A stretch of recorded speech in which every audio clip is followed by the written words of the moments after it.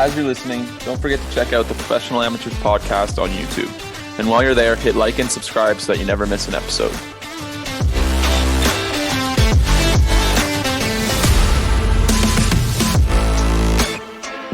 Hello everyone, welcome to this episode 38 of Professional Amateurs Weekend Edition. We're going to try to start having a consistent Sunday episode when we are able, which might already come to an end next weekend when exams start for the both of us. But first things first, Ryan, how's it going? Yeah, going good. We've been talking about trying to get a second pod up weekly now, and it's just the most L of a time to start it, but you know what? We're gonna roll with it. That's kind of our theme. Like, we started doing the pod at the trade deadline last year. Mm-hmm. Yeah, and so we picked literally like the busiest time of year in terms of hockey news, arguably, to start a podcast. So like, it was our first episode was like, I think, an hour and a half, and we just rattled off trades. Like, this is actually just our coping mechanism, so we double down when things get tough. This entire thing is a form of procrastination. Yeah. My two main forms of procrastination are going to the gym and podcasting. Yeah, literally. But anyway, that being said, there actually is some significant stuff to talk about. It's kind of nice doing this on a Sunday. Yeah. Because on a Wednesday, like, but everything, there's usually like Saturday's the big night for hockey night, and a lot of stuff always happens on Saturday nights, and we usually don't really get the chance to talk about it because 3 or 4 days later when we record our pod, we've forgotten about what happened on Saturday, and we're more or less focused on what happens on what's normally a big slate of games on every Tuesday. And so now we can focus on sort of what went down last night, specifically what happened in a bonkers Ottawa Senators game. They took it 5-2 over San Jose in Erik Karlsson's first game in Ottawa since trade rumors really started to pop up, which was kind of interesting. I guess he watched Ottawa's game against the Rangers in New York on Friday night at his house with Daniel Alfredsson. Is that correct? Yeah. Was it at EK's house or was it at Alfie's house? Yeah, so he still lives in Ottawa in the off seasons and stuff. His wife is from here. Obviously, they met while he was on the Senators. So yeah, he was at his place last night in Ottawa, and he had Alfredsson, or not last night, but for that game, and he had Alfredsson over, and yeah, that was a pretty cool story just to come out before yesterday's game. That must be kind of cool, being on the road and then just like going and staying at your house. Yeah, like, that must be really cool. Just ditching your team in their Ottawa hotel, which I don't even... What hotel? Okay, I was talking about this yesterday. What hotel do you think that the players stay at in Ottawa? It's the Brook Street Hotel. The Brook Street? Brook Street. Brook Street. Where is that? I don't know exactly where it is, but like it's always the hotel everyone talks about when like someone important is staying in town. So I think it's like the one kind of like big deal hotel in Ottawa, other than the Chateau Laurier. Because the Chateau Laurier is so old. It's almost just because it's old that it's like it's. Well, and that's like right downtown. Maybe they might start staying there if and when they go downtown. But... Oh, okay, I know where this is. I always thought it was that like big ass Holiday Inn. Oh yeah, in Suites. I always thought it was that one when I was a kid, but just because it's like such a big hotel, like it's super tall, especially compared to most Holiday Inns. But anyway, so yeah, Ottawa took it 5-2. They've won 4 of their last 5, and I will say Claude Giroux's second goal of the night after killing a 4-on-3 and the subsequent like 30 or 40 second 5-on-4 that San Jose had, where Hamonic didn't have his stick for the whole time. Like guys were throwing themselves. Sanderson saved a puck off the goal line. Forsberg made some ridiculous saves, and that whole time I was like, San Jose is going to score. San Jose is going to score. San Jose is going to score. And then seeing them kill off the penalty and then immediately come back at 5-on-5 after a missed too many men and tripping call for Giroux to just walk in and rip a clap bomb from the ringette line and score. It was honestly, and I guarantee you there's some recency bias that I'm probably forgetting some other stuff. It's probably the second most exciting series of events I've ever witnessed live at a Sens game besides Alfredsson's 400th goal. Yeah. And I'm trying to think of like playoff games that I've been to, because I don't think I went to a game during the 2017 run. The craziest game I've ever been to was double overtime against the Rangers in that run. That game was up and down like crazy, but like outside of that, nothing really sticks out for me either. So like yeah, regular season games. just like doing a quick sort of run through my head, I think it was like the second most exciting singular moment. Like obviously the home opener as a whole was a more exciting game just because it was so electric in there and all this and that. And like last year's home opener was awesome. Yeah, I was seeing some people on Twitter say like when Giroux put that in, it was like borderline louder than it was like at any point during the home opener. Like the home opener was cool, but that one moment when it erupted, like apparently that was just an unreal moment to live in. I don't know. I think like maybe I guess, but it wasn't sold out. Like it was close. Like it was a good crowd. It was really yeah, I don't know. But like singular moments in terms of like games I've been to live, it's right up there. And it was actually insane to see something like that happen for Ottawa, because all year long you just expect San Jose to score. At the end, like as soon as the penalties killed, that's when San Jose would score in terms of like what I would expect. It really felt like all of their bad luck finally breaking. Like everything in that 1 minute like period went so perfectly right for them. Like the puck off the line, Hamonic being able to get like swipe it out of the way without a stick, Mott getting away with the trip, and then Giroux just firing it home. Like everything about that was like none of those bounces have gone Ottawa's way for 23-ish games so far into this season. Although the last week, it's almost like the team is like snake bitten by November. The last like literally 3 or 4 years, like November has been like they've been the worst. I'd be interested to see like every team's per month, like by month, like win-loss over the last few years. Like I bet you Ottawa in November is the worst out of like any month for any team. Like it's so bad how bad they've been in the month of November for whatever reason. And then the last week they've won 4 out of 5 wins at LA, at New York, at Anaheim, and versus San Jose.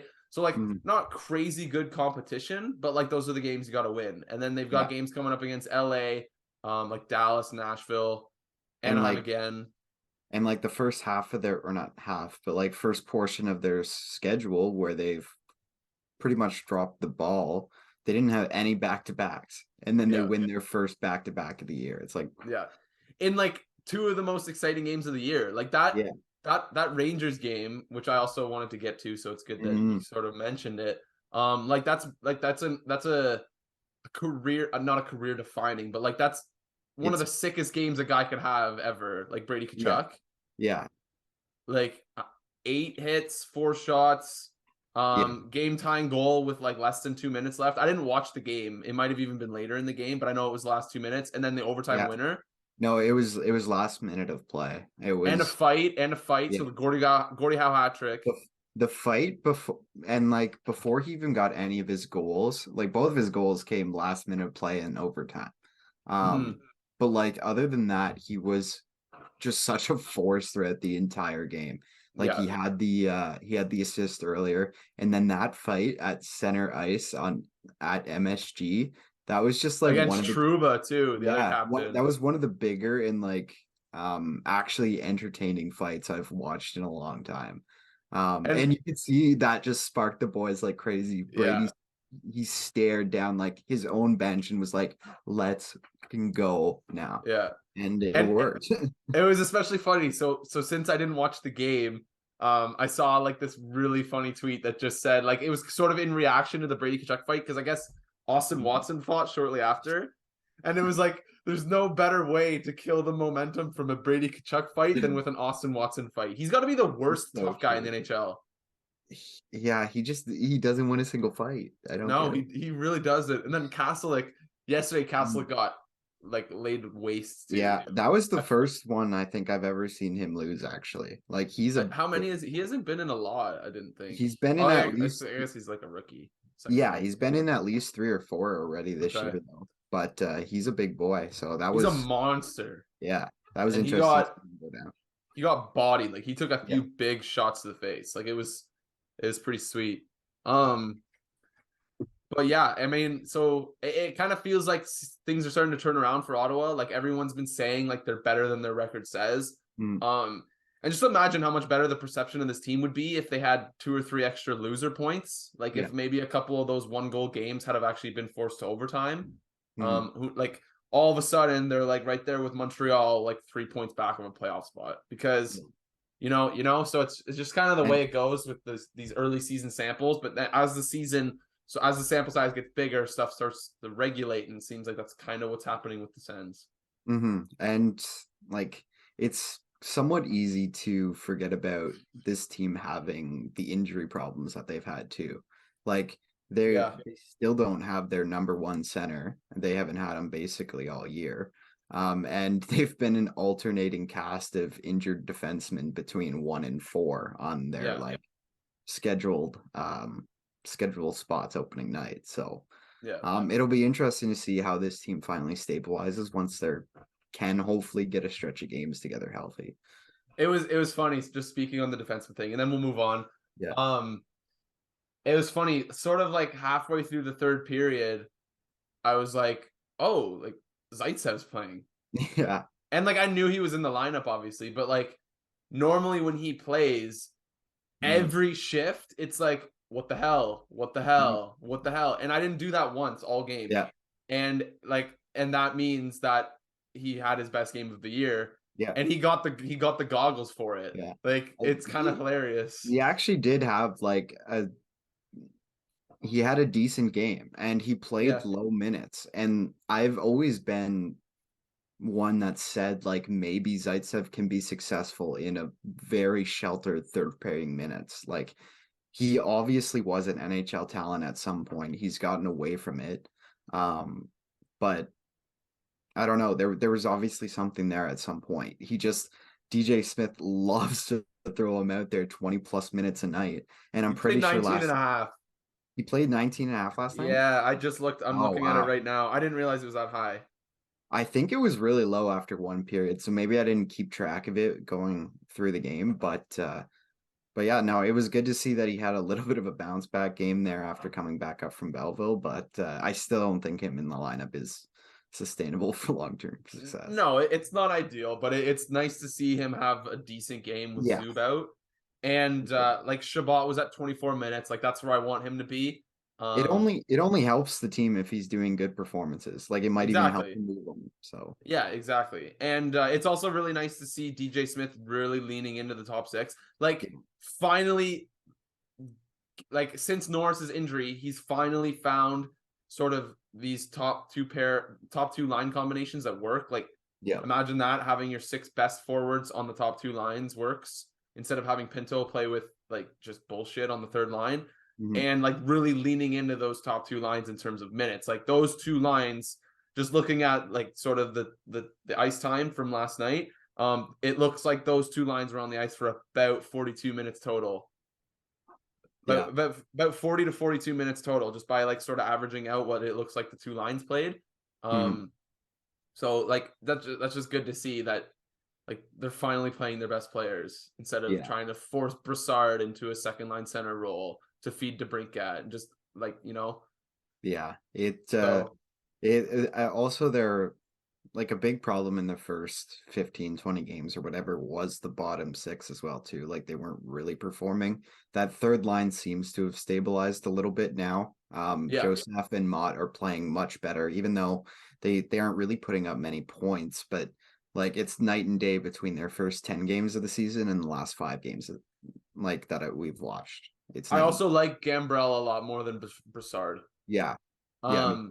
Like the numbers aren't quite there. Like whatever, Brassard has 6 points in 16 games. Gambrell has 1 goal in 8 games, and that's it. But like, it just seems like Gambrell's able to keep up better than Brassard. Like Brassard's just too slow. He can't keep up. I want Gambrell in this lineup, like even when the forward group is fully healthy. Like he's better than Kelly or Watson. Yeah. Kelly or Watson. He's better than both of them. So yeah, he is. So Kelly has 1 assist in 23 games. Damn. I know. I Like didn't he's a realize. good energy guy, but he takes bad penalties and he doesn't produce anything. Cannot. No, he doesn't produce. But anyway, it's nice to see a nice little turnaround here from the Sens lately. Hopefully they can keep it going. They play, who do they play? They play LA on Tuesday, and then I think they play like Dallas and Nashville. Yeah. Yeah. And then they come back home to play Anaheim. So winnable games. Like Mhm. that's probably a 4-game stretch that you try to take at least 5, maybe 6 points from. But I saw somebody say that they should be aiming to get back to 500 by the new year, and that's doable from what I saw. So I mean, yeah, that's only 3 games in the next. That's making up 3 games in the next 27 days. yeah. I don't know how many games they play in that time, so maybe it's a little bit less realistic based on that, but Mhm. whatever. See what happens. Let's move on. A lot of sort of attention has been given to recent remarks from the Regina Pats. I think it's their owner. I don't know if it's like an owner GM type I situation.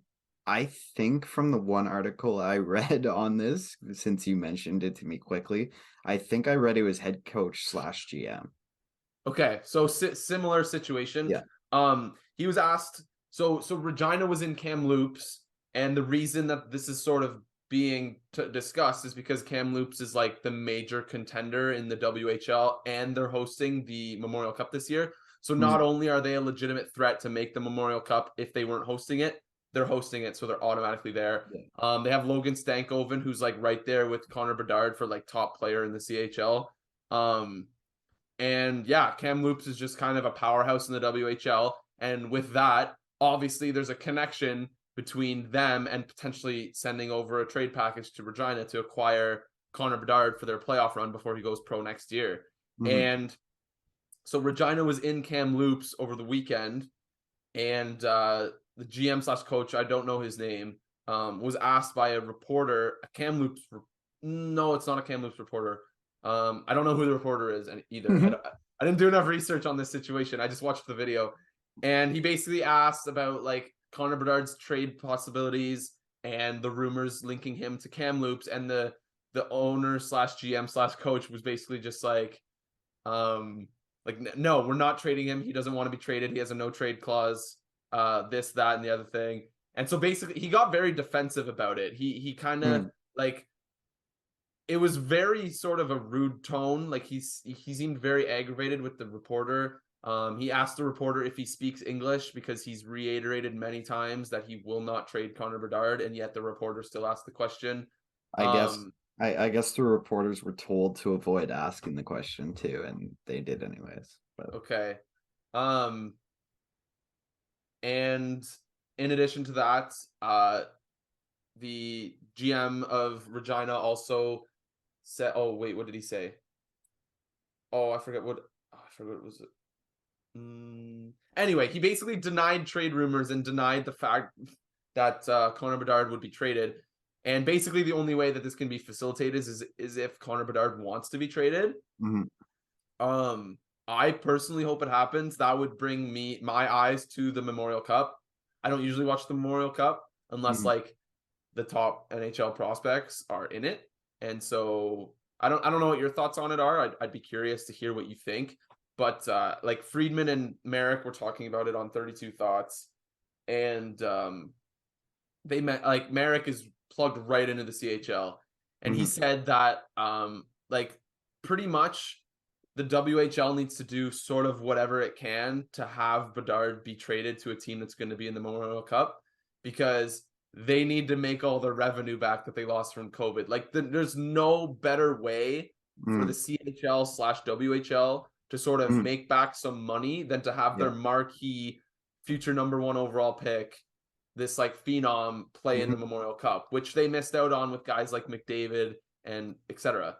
And yeah, so so Merrick floated the idea, like I guess he was talking to some agents and like GMs in the WHL, and they said that Regina could potentially acquire like 4 or 5 players and like 4 first round picks plus other Oh yeah. draft picks for Connor Bedard. Like CHL trades Yeah. are insane, and Mhm. this would like there's a good chance this would be one of the biggest in the history, Well, especially yeah, the it would be WHL. an absolutely massive package, and like I think it will probably happen eventually. And it's a little interesting to think about.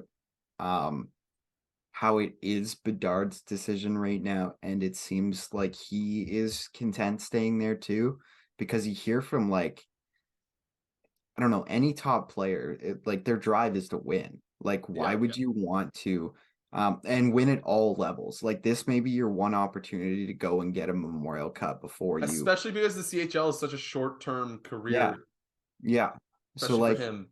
take that opportunity, go to a big contender, sell out buildings everywhere, all the way Yeah. far into the playoffs, and make a huge name for yourself leading up to your draft. Like he At this already is, but that would at help.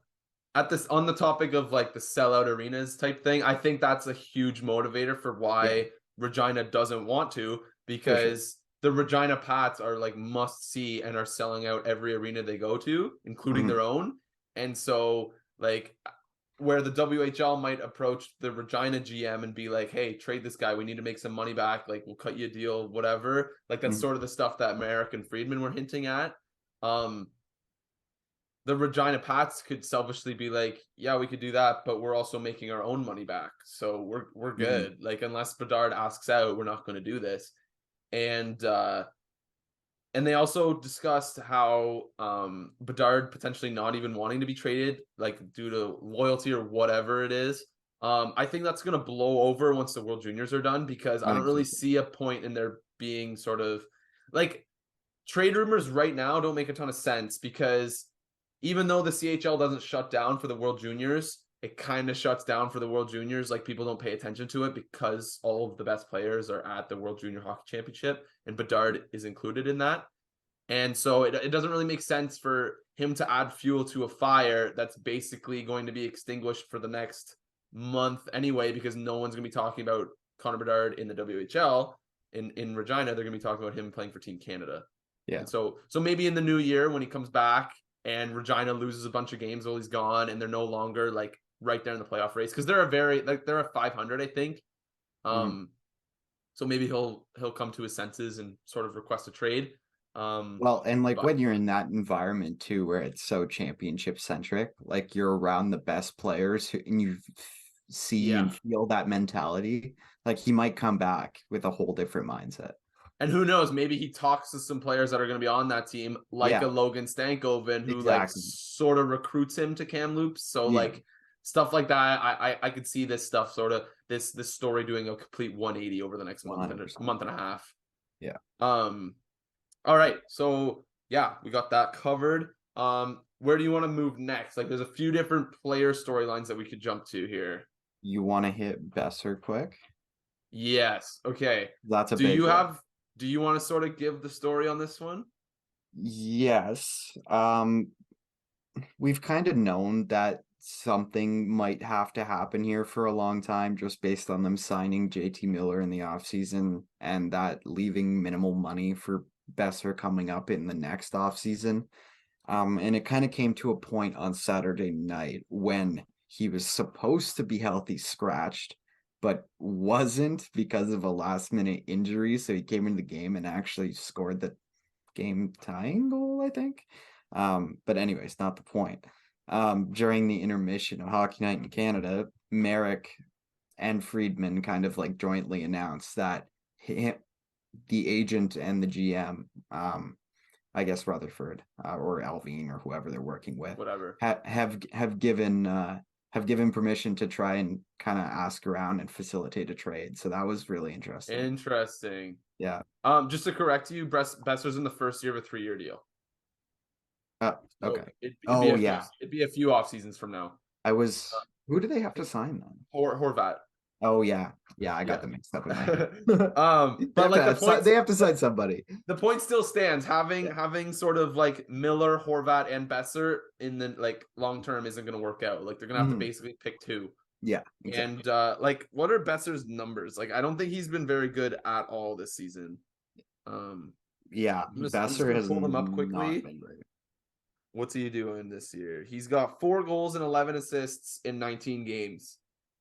And like his last few years haven't been terribly inspiring. Like he's scored 23 goals in each of his last 2 seasons, but he hasn't eclipsed 50 points since his sophomore year, which Mhm. was in 2018-19.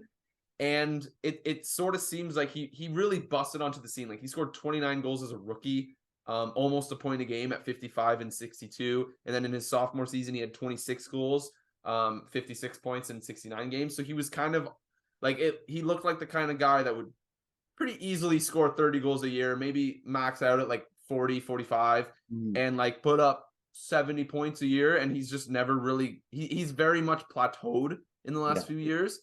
And for a 25-year-old, that's not terribly ideal. He's still a solid player, but his goal scoring has taken a nosedive this year.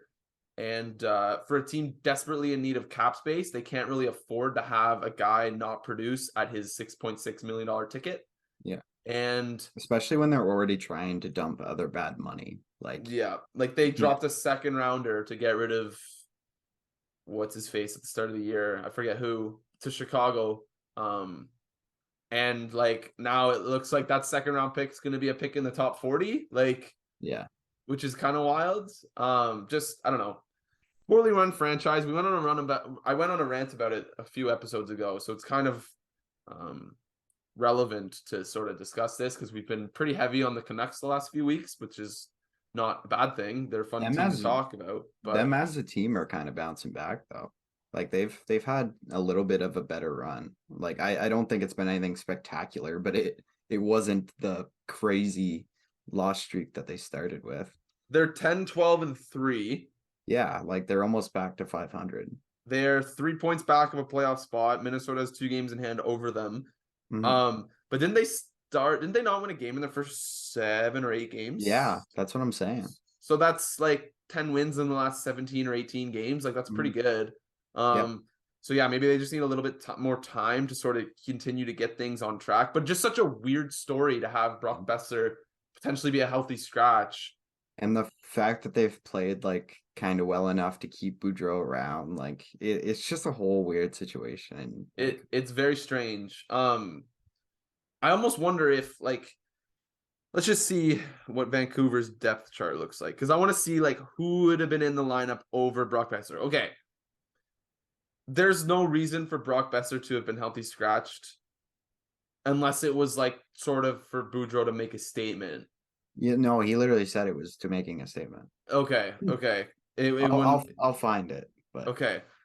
Just because like this team has a lot of bad players on their team, and it's very strange to see a guy like Brock Boeser get the healthy scratch, and then immediately hop back into the lineup. I don't know, just a weird story. I've never seen it before. Yeah, Vancouver's just kind of a tire fire, but I mean, they are sort of getting back on track. So I guess this is the quote. The whole message is that we have to be better. We're taking one guy out, but it's an important player out of our team, an important guy that we're going to need to win down the road. Everybody's got to start playing their best, or this is the result. I don't like that at all. That sounds dumb. That sounds like doing something for the sake of it. Yeah. I don't know. Like, especially when you're like kind of being successful over the past couple weeks. And it looks worse now because he was just ended up in the lineup anyway. Yeah, and he helped get a win. Like, they won last night, right? I'm pretty sure. I think they came back and won. Yeah, they did. They won in overtime. I wonder if Boeser did anything. He scored, of course. He scored the game-tying goal. That was like the storyline of it. I don't know. That's just, I don't know. It's a weird story. I'm not a fan of the logic behind sitting him. Yeah, neither am I. But it just seems like Boudreau doing something for the sake of doing something, and there actually wasn't really much thought behind it. I don't know. I don't know what else to say about it. Okay, we got 10 minutes left. Where do we want to go next? Robertson? Let's do Leafs and then Robertson. Okay, yeah. Okay. Because sort of, I was gonna say, like, speaking of early season troubles in terms of the Vancouver Canucks, transitioning over to the Leafs, a team that started the season 4-4-2 is now 15-5-6. 4 points back of the Boston Bruins, who are 20-3. And Boston has 3 games in hand over Toronto. Sorry, little sort of like side point. 20-3 is ridiculous. Like, yeah. What the hell? Talking about it. They're just like, okay, we've accepted that Boston is good. and we were all wrong, and we're just letting them do their thing. That's historically good, though. It's crazy. Like, people aren't talking about that. Like, that it's historic. Like, yeah, it's freaking good. Like, that's. Yeah. I wonder, like, where it ranks in terms of, like, first 23 game starts. Remember Chicago? They're on from pace the for like lockout 70 year? wins. Remember Chicago in the lockout year, like 2012, 2013, when they won the cup? Didn't they go without a regulation loss in their first like 20 some games, 24 games or something? Okay, I'd have to look that up. I want to say they started like 21-0-3, something ridiculous. Maybe see if you can find that. But yeah, Toronto started out 4-4-2 and they're 15-5-6 and are just like looking like an absolute tank, like they have the last 6 regular seasons. And Mitch Marner added on to his record-breaking point streak of 19 games to set the Leafs franchise record. And yeah, they're just sort of back to like they've stabilized their season. They've gone, what are they, 11-1-4 in their last 16 games. After that slow start when the city of Toronto nearly burnt to the ground after their 4-4-2 start. And as of right now, they're in line to face the Tampa Bay Lightning in a first round playoff series. I don't really know. Like, as impressive as Marner's streak is on its own, especially after he's been the whipping boy there year after year after year, what's more impressive about this team is just the fact that they're doing it with like half an AHL defense corps. Oh, it's ridiculous. It's crazy. And like, and they're gonna add someone too because Muslin's out like long term. Mm-hmm. So just imagine they go and plug in a $5 million type defenseman.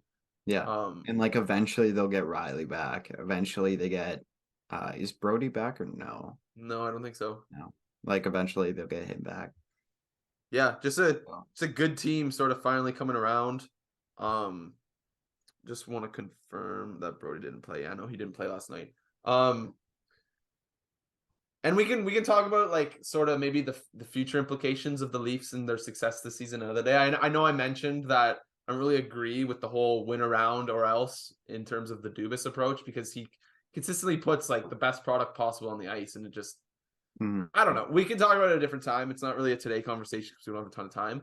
But yeah, Leafs are right back on track and look like they have for the last 5-6 years now. So I guess we'll see. It kind of feels like redundant to talk about the Leafs during the regular season anymore. Yeah. It just feels like it doesn't matter. Like, yeah, Marner's putting up a bunch of points. We knew that was going to happen. Matthews isn't even really scoring yet. He's gonna. He'll get. Willie at 14 goals leading the team is pretty interesting. Yeah, I mean, like their best players are playing like their best players still. So yeah, there's nothing too shocking there. The goaltending's been good. Yeah. There's your Leafs analysis from Pro-Am. There's your even... once every 3 months 2 minutes on the Leafs from us because we're so overtired of hearing it from everywhere else. But it's not even that. It just feels like there's nothing to add because everyone talks about them all the time and everything is the same every year with them. Nobody that they claims to be a Leafs team every year. It's the same form. Nobody that claims to be a Leafs fan cares about what they're doing right now. Yeah. It's true. No one cares until April and May. So it feels like if no one else cares, why should I care? And so like whatever. Okay, Jason Robertson. What do you want to say? Like 22 goals. All I want to like start this conversation with is I think we have to reevaluate the top 5, and if not top 5, maybe definitely top 10 players top 10. The league because he's in it. Okay, you want to rip that out quick? Should we do that quick? I think that could be a fun thing to do for the next 4 minutes. Yeah. Okay, let's try to think of it. There's a pretty simple top 4, like McDavid, Makar, McKinnon, Draisaitl. Are you okay with those as a top 4? Those 4 are in the top 10 anyway. Yeah, I would put Matthews in there somewhere, but yeah. Oh shit. Okay. Oh my god. Yeah. Okay. Austin Matthews above Draisaitl and McKinnon, but like those are the top 5. Yeah. I completely blanked on Austin Matthews. And then I would say that that's sort of the top tier of players. Mm-hmm. And then sort of moving down the list, like there's Matthew Tkachuk. This is impossible to do off the top of the head. This was too ambitious. Okay, after you hearing those top 5, he's definitely not top 5, but I would argue he's top 10. Okay. He's playing 17 minutes and 39 seconds a night and has 22 goals. Like, that is absurd. Insane. Like, I don't understand why he's not playing more. I don't get it either. Like, how much is he averaging on the power play? He's leading the league in game score value added, according to Dom Lucian at The Athletic. Like, he's above McDavid in terms of value added to his team, which is wild. He's only playing 2.5 minutes of power play a night. He's at 39 points, and the next player on his team is at 26. That's wild. Like, McDavid is averaging 4.5 minutes of power play time per night, 23 minutes a night. Like, Jason Robertson is averaging 1 period less than McDavid is in terms of ice time. His shooting percentage is at 21.2%. Like, that's insane. Like that has to come down a little, but like this production is still crazy. It's actually wild. Like, but like he's steadily been increasing every year. How old is he? 23? Yeah, he's 23. Yeah. He's gonna be 23 for the rest of the season. Like, how many goals do you think he's gonna score? He's already at 22. Like, I know. He might be trying to go for the actual 50 and 50. Imagine that would be so wicked. Can you imagine if he won up Matthews? Like, that would be so awesome. Austin Matthews scores 50 and 50, puts up 60 whatever goals, and like the next year, this like second overall pick. If he stays healthy, he's hitting 50. Like, easily. Maybe not 50 and 50, obviously, but I think we're thinking like, I think if he stays healthy the rest of the year, I think he's like right there for 60 goals. I think so too. Which would be amazing if that happened like the year after Matthews did it. Even if he slows down to like a 10 to 12% shooting percentage over the last like whatever of the season, that's still going to get him like 40, 45 goals. Oh yeah. I think 50 is locked and loaded for him. I think so too. He needs, like, how many games are left? What is that? 58 games. So next closest on his team has 10 goals. He needs to. Are you serious? Yeah, Jamie Benn and Pavelski are tied 10 each. Oh my god, that's wild. I can't believe how like little amount of time he plays. But yeah, anyway, just wanted to give Jason Robertson his flowers. We have less than a minute left. We kind of went a little bit long with the Vancouver talk. I don't know. We went a little bit long somewhere. Yeah. But whatever. It's fun to talk about hockey on Sundays after so much happened on Saturdays. So that'll do it for this 38th episode of the Professional Amateurs Podcast. Hit the outro.